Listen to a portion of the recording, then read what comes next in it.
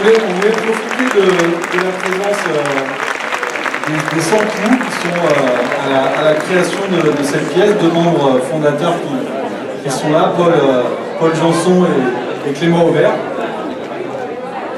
Et voilà, simplement pour que vous puissiez peut-être déjà nous raconter un peu l'histoire de la pièce, parce que vous l'avez jouée ici, je crois, en 2014. Donc voilà, si vous pouvez nous en dire un mot et nous raconter un peu l'histoire de cette écriture. C'était la première fois qu'on travaillait avec ce qu'on appelle l'écriture au plateau, c'est-à-dire qu'on arrivait et qu'on se faisait des réunions tous ensemble, où on ramenait des poèmes, des articles, des choses qui nous plaisaient, et on trouvait des thématiques communes qui nous inspiraient, et après on improvisait des séquences, c'est-à-dire on réfléchissait à ce qu'on voulait raconter, et après on écrivait ça en improvisant au plateau. Et voilà, c'était notre première création comme ça, et après on en a créé d'autres. Et à cette époque, ce qui nous touchait, c'était de savoir ce qui était essentiel pour nous, parce qu'on se rendait compte que le monde allait vite.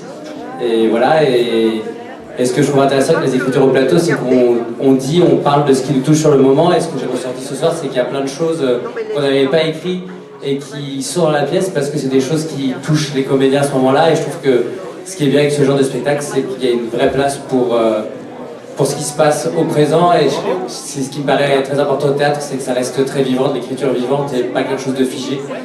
Et je pense que c'est l'essence du travail d'écriture au plateau, c'est d'être toujours en mouvement et d'avoir une parole vivante et pas posée, écrite et morte. Voilà. Merci Paul. Clément, qu'est-ce que tu as ressenti toi? Comment tu as vécu cette revisite Alors alors bravo déjà vraiment à tous, hein. Vraiment bravo. Moi particulièrement. Moi aussi, mais parce que c'est intéressant. Moi je jouais le rôle de Martin.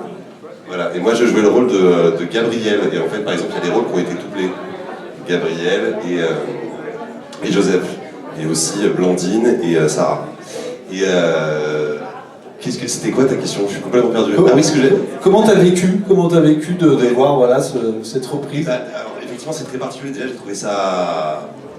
Il y a un endroit qui touche profondément quand même, parce que c'est vraiment, en plus pour nous c'était vraiment un spectacle de jeunesse. C'est un spectacle qu'on a écrit il y a 13 ans je crois, ou 14 ans. Donc il y avait vraiment cette fougue, c'était pour ça que ça s'appelait J'ai cru commence un rêve, c'était vraiment une course vers l'envie d'exister très fort en tant que jeune compagnie. Et là, de le revoir avec des gens qui ont à peu près notre âge, j'ai l'impression maintenant, et je trouve qu'il y a quelque chose je réentends le texte de manière beaucoup plus posée et assumée, et tout ce qui a été écrit autour, parce qu'il y a plein de choses qui ont été réécrites. D'ailleurs, je me demande s'il y a encore de la part d'impro ou pas, si vous avez regardé des choses, mais en tout cas, il y a pas mal de choses qui ont été réécrites, et notamment, justement, on en parlait sur cette fin, où nous, on finissait vraiment le texte avec notre jeunesse à nous, en disant « le sublime, il est dans notre espérance ». Et effectivement, je trouve ça super, parce que quand on a commencé à le rejouer, genre 4-5 ans après, on se disait on est sûr vraiment que le sublime est dans notre espérance. Et pourtant, on l'avait gardé tel quel, et là je trouve ça super, parce que finalement, vous avez ouvert ce débat-là, en disant enfin quand même, faut arrêter quoi, le sublime, le mec qui est dehors, tu vois vraiment que le sublime, enfin bon. Et effectivement, c'est des questions qu'on se posait nous-mêmes, donc, et je trouve qu'il y a plein de choses qui ont été réinventées qui sont super, et non, vraiment, bravo, merci, et puis vous êtes tous très bien en plus. Donc, non, je suis assez impressionné. Voilà.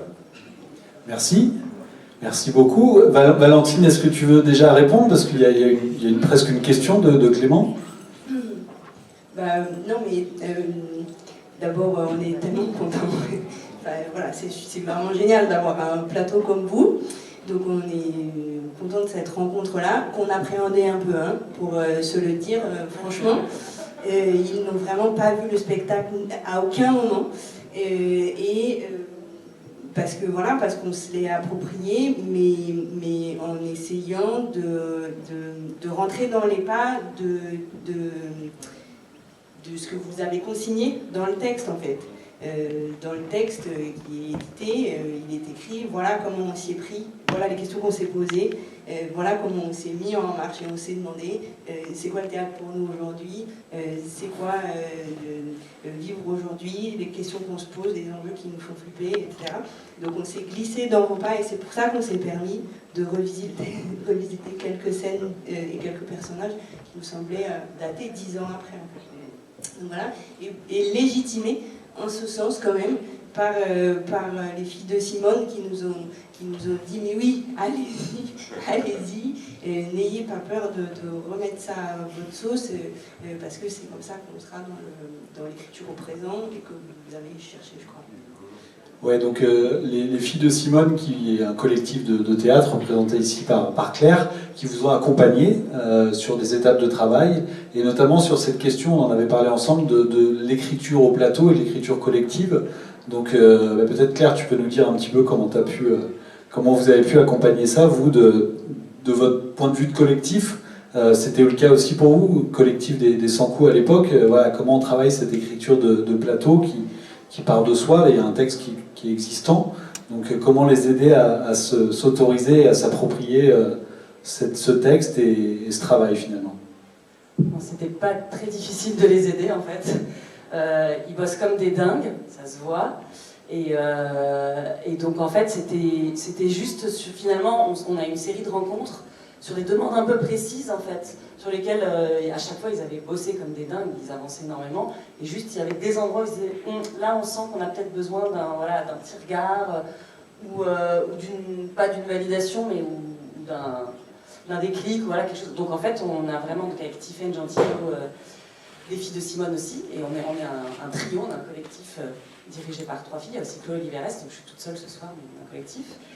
Il y a qui exactement. Avec un autre de votre encyclopédie. Voilà. Ouais, c'est ça. Il y a du gros cousinage quand même, et c'est vrai, tu parlais d'écriture au plateau, je pense que si vous nous avez fait signe pour cette demande d'accompagnement, c'est parce qu'effectivement, nous aussi, on travaille exactement, comme le disait Paul, en écriture au plateau, à partir de nos expériences vécues, intimes, et donc c'était un petit peu ça l'idée, mais le travail ils l'avaient déjà, mais plus qu'amorcé, enfin en fait ils avaient quasiment tout fait, et c'est juste que on les a un petit peu aidés. Oui, on a fait une séance une fois un petit peu justement de vraiment ensemble, c'était chouette parce qu'on s'est senti très à l'aise de travailler ensemble. On a fait une séance un peu où on a fait un peu des impros d'écriture au plateau sur une des scènes, mais voilà, enfin ce qui était super c'était qu'en fait on se sentait en recherche ensemble en fait, sur les séances qu'on a faites, et c'était un vrai plaisir, et on était... Enfin, moi ce qui m'a... Je le dis parce que voilà, ça va peut-être pas durer très longtemps cette rencontre, donc c'est juste que vraiment on a été impressionnés de leur passion. C'est pour des professionnels en fait, ça, je sais pas, ça remet en place quelque chose, parce qu'en fait on vient de là aussi, de cette passion-là. Mais voilà, quand ça devient une profession, il y a plein d'autres problématiques. Quand on est en collectif, il y a aussi plein de problématiques. Enfin, voilà. Et du coup, tout d'un coup, de voir des gens qui bossent, qui ont des boulots impressionnants, de dingue, des responsabilités, des semaines hyper remplies, et qui se retrouvent ensemble pour faire du théâtre comme ça, et qui le font à ce niveau-là, avec cette humanité-là et ce talent-là, franchement, nous, c'était du bonheur. Voilà.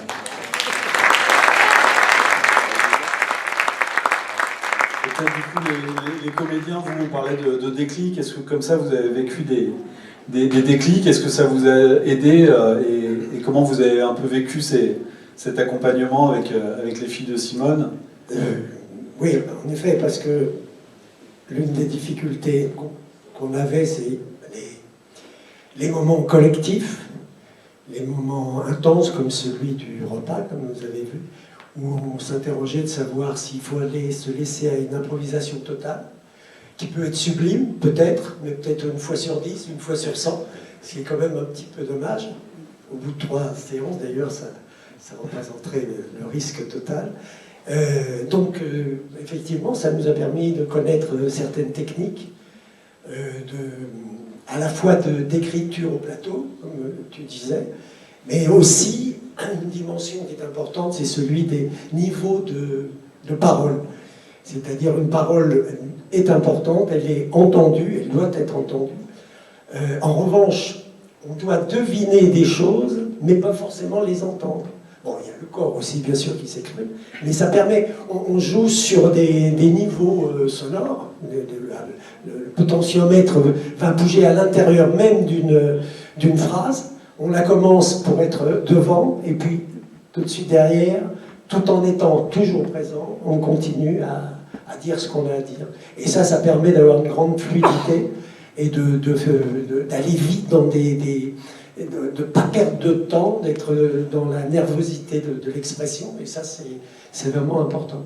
Et c'est pas si fréquent, en tout cas, quand on travaille, je dirais, dans un théâtre, disons, classique, où évidemment chacun va se poser.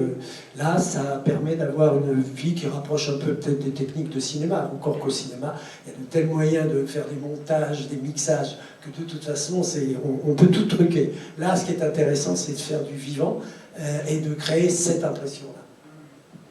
Merci. D'autres, peut-être les musiciens, parce qu'il y a des musiciens aussi dans cette équipe. Est-ce qu'ils ont été emmenés dans l'histoire aussi, dans ce collectif? Alors très sincèrement, l'histoire, moi j'ai mis un peu de temps à la comprendre. Hein. Bah, surtout qu'on n'était pas là à toutes les répétitions, donc la musique rentrait progressivement dans la création. Mais effectivement, ce qui est assez marrant, c'est que le process d'écriture côté acteur était un peu le même côté musique. Alors pour la petite histoire, c'était un peu compliqué au début, parce qu'on a quand même Valentine et Lionel qui sont venus nous voir avec quasiment une playlist d'une vingtaine de chansons en me disant voilà ce qu'on veut. Voilà, avec du Muse, du U2, des trucs impossibles à jouer à 3 en acoustique. Donc il y a eu une période un peu déceptive sur l'écriture de musique, mais voilà, on a pris un peu les choses à la base pour essayer de verbaliser l'intention musicale qu'ils voulaient, les émotions qu'ils voulaient faire passer et à quel moment. On est reparti un peu de zéro en réécrivant les arrangements. Et puis bon, il y a certaines chansons incontournables, on n'a pas eu le choix que de les jouer, comme Le Paradis Perdu ou Newborn de Muse, mais ça, c'est incontournable. Mais voilà, ça s'est fait effectivement de façon progressive. Côté musicien, on s'est vu un certain nombre de fois, et puis même en studio avec certains acteurs pour travailler l'écriture. Et puis l'implémentation, j'allais dire, avec la pièce a été... la greffe s'est faite progressivement, très progressivement. Et pour nous qui avons l'habitude de juste jouer des concerts et de faire danser des gens, là c'était un travail un petit peu plus délicat, mais passionnant. Et ça, on vous remercie de nous avoir intégrés là-dedans.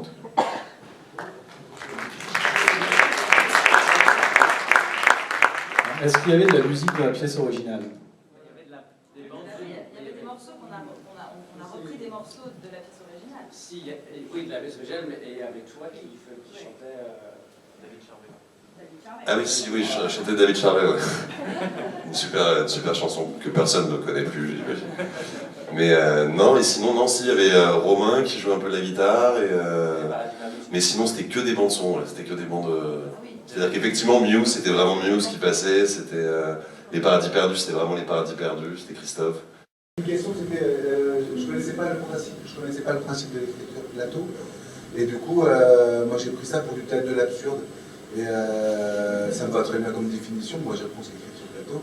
Alors du coup, écriture plateau, est-ce que ça veut dire que ça va dans ces directions-là forcément, d'aller vers une histoire qui a une tête, mais on ne sait pas très bien où ils sont l'un et l'autre? Non. Non, l'écriture plateau, c'est plus comment est-ce qu'une équipe de comédiens arrive sans texte, mais avec une thématique, et en disant on va vouloir traiter cette chose-là sur scène. Et comment est-ce que chaque comédien prend la parole et à force de travailler, chaque parole écrite est la parole d'un comédien. Alors que souvent quand on arrive sur une pièce, c'est une pièce qui est déjà écrite avec un auteur, souvent une seule personne, et on apprend sa partition. Là, chacun porte sa partition avec ce qu'il a envie de raconter, des choses qu'on a définies avant. Et voilà, c'est plus ça l'écriture au plateau. C'est une sorte de grande cour de récréation qui est quand même cadrée. Et après, l'absurde dont vous parlez, c'est aussi un désir chez nous je pense qu'il c'est aussi de faire un peu n'importe quoi par moment aussi, parce que c'est jouissif, tout en racontant quelque chose, bien sûr. Ça a été, pour compléter là, ce qu'on dit sur l'absurde, ça a été notre travail par exemple sur la scène de l'accouchement, qui existe telle quelle dans votre écriture, mais on avait envie de ce théâtre de marionnettes aussi, il y avait tout ça, ça arrivait assez vite. Donc on a travaillé après la forme pour le porter vers un autre théâtre en fait. Et et on a voulu, dans l'absurde aussi, aller loin et mettre plusieurs formes de théâtre pour porter encore plus haut cette folie. Une petite question technique. Donc, écriture au plateau, donc chacun a un peu écrit son texte, enfin ce qu'il a envie de dire. Est-ce qu'il y a une réécriture après? Enfin, pour homogénéiser un peu, est-ce qu'il y a quelqu'un qui réécrit derrière ou pas? En fait, au début, on s'est tous rencontrés. On a, comme a dit Valentine, on a appliqué votre recette que vous aviez au début de l'édition du texte. Et on a appliqué la recette en se disant, bon bah voilà, on a plus 25 ans, on en a 35, plus.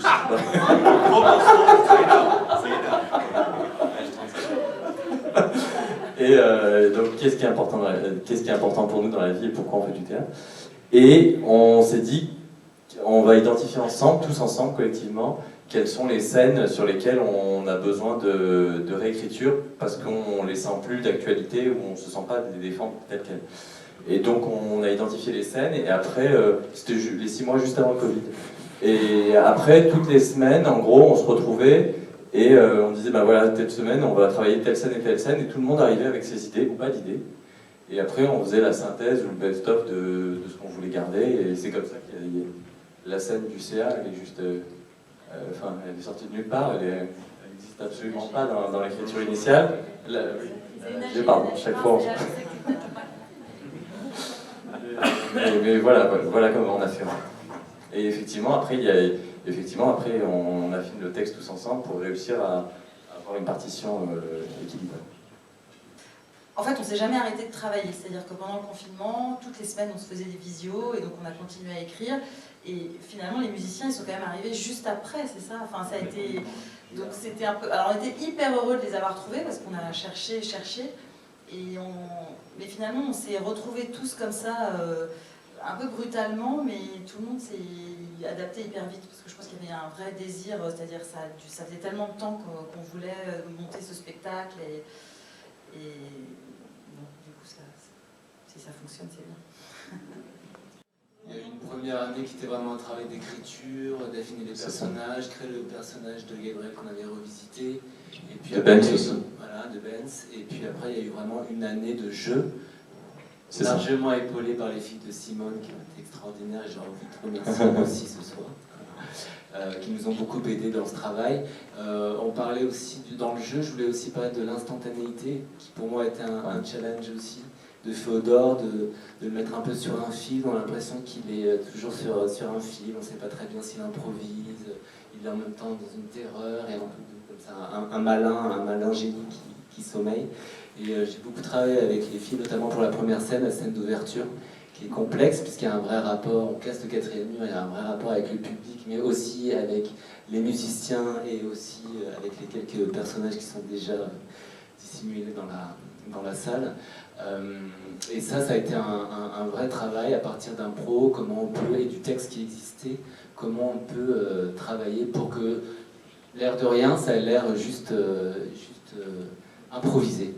Merci beaucoup, merci à tous et à toutes et bravo à vous. Merci Claire, merci Paul, merci Clément.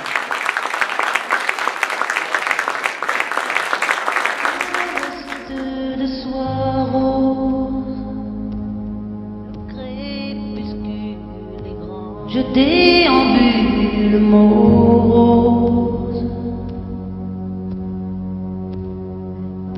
Le crépuscule est grandiose. Dans ce luxe retrouvé peut-être un beau jour voudras-tu retrouver avec moi les paradis.